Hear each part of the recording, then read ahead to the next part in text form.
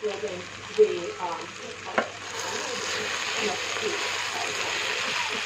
so it's going to be the top part here, kind of correct it and relax. I'm going to add some additional vegetables and like this, so I just kind of want to get onto here. Just using a little bit of it right now, kind of in almost like a little scrubbing type of motion, just a little thin layer on top of that brown. I'm going to do the same thing on the other one. So I'm just bringing that pinkish tone in through here. So on this bill, this front part and the black part, they merge underneath a white highlight. So don't worry about this part being perfectly executed because it's going to disappear in a minute when we put a bright highlight on it. So I'm just kind of making sure that I've got this, the evidence of this little bit of a pinkish tone before I start adding all those other kind of details. So that looks pretty good in through there. Now I'm going to pick up a touch of red and brown on this left side. This area right in through here is pretty dark. So I just picked up a little bit more red and brown to get this to go a little bit darker in through here. And just kind of tapping it up so it blends with the other color into there. And I'm going to pick up, I just wipe my brush off, I'm going to pick up a little bit of my, that pinkish tone plus white on my brush to give myself just a little bit of a highlight in through here, but not a lot, just a teeny tiny bit in through there. You can even bring it right to the edge and just kind of blending it in. So not a whole heck of a lot, just a little bit to give you that little bit of shine. I'm going to, underneath here, it appears to kind of be just really muted.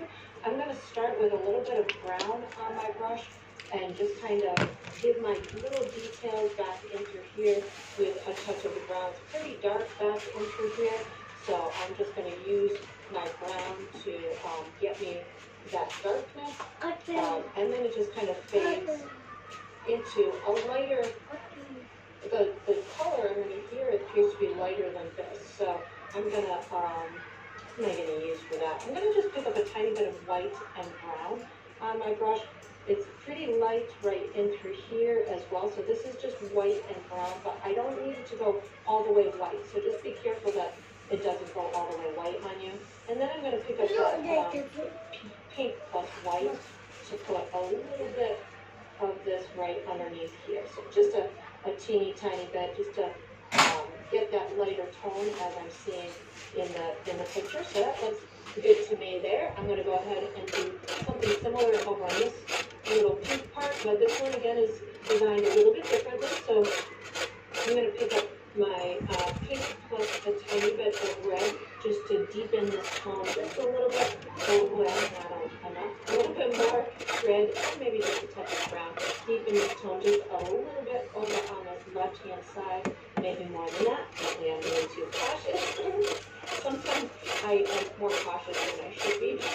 I'd rather be more cautious when you have to add more paint than to put too much paint on the, oh no, what did I just do? So that just gives us a little bit of darkness there. I'm going to pick up some brown now to accentuate this little separation between the top part of the bill beak and the bottom part. That looks pretty good. And then there's some of that light color down in through here. So I'm going to go with my, I've got pink silk plus a little bit of white. Give myself this cute, oh, he's adorable. There's a little kind of highlight right in through here. I love, you know, when you start just kind of fiddling with these light tones and dark tones, how quickly they come to life. If you just, you know, just watch those color patterns.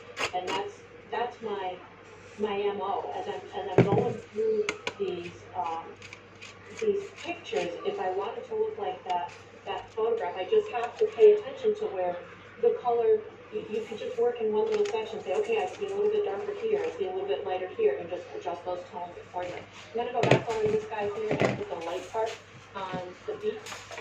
I'm going to start with with black. No, I'm gonna go into my gray. I'm gonna wash my brush. I'm gonna start with a little bit of gray, and because there's some of these tones that are not gonna go all the way white, but we can start with a little bit of my gray and just kind of put them in place. So that's something like that. There's a little highlight in through here, and I know that I'm safe by using gray first because the gray obviously is going to be darker than white, but it also helps me kind of build my way to that brightness. There's a bright spot over in through here, so I'm going to just kind of bring this gray in through here.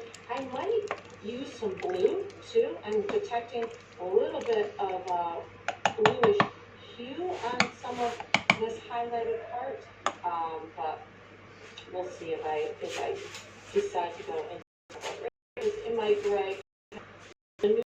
So there's some little brighter tones and darker tones. That looks pretty good. I'm going to do the same thing over on the other side with my gray. This scoots right, almost right below this little dip in through here, and it goes like this, and right over, this is interesting, right into here. This black also is going to go down into there, which is pretty interesting. I think this goes, I think I got it, something like that.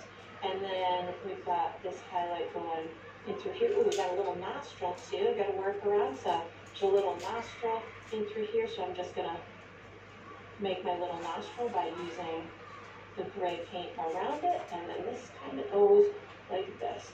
So again, I'm starting with this gray in order to kind of build my way to the super bright highlight that I'm going to be needing to apply in a minute. This, again, is one of those things. It's getting my bearings straight, telling me where the spots are on the beak, and my way to it gradually. So I got a bit of a highlight in here as well as little the cheek pops out, and we've got a lightness in through there. There is a tiny bit, I'm doing gray, a little bit of black on my brush right now. A little highlight on the left side of the beak too, which corresponds with the nostril. So I have gray plus a little bit of black on my brush just to kind of give myself a little of those highlighted parts. That looks pretty good. I'm coming back over here. We can't really see the nostril. I'm thinking that the nostril is probably this little area in through here, but it's not super evident, so I'm not gonna fuss over it. I'm picking up some white paint, and I'm going super bright white right on this nose in through here. There's a little bright spot in through here. There's bright white in through here, and it's really almost out of focus, blurry bright on this edge of the nose. I'm going to keep calling it a nose, so I hope you're okay. So I might end up fuzzing that out with a little bit of blue or something to get it to look like maybe there's a couple of wet drops or something on there. But I'm going to just put a couple little polka dots in through there, little bright spots in through here. That's looking pretty good.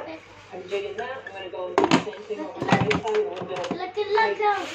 And we've got super white in through here, and then just kind of pulling this in a couple little spots in through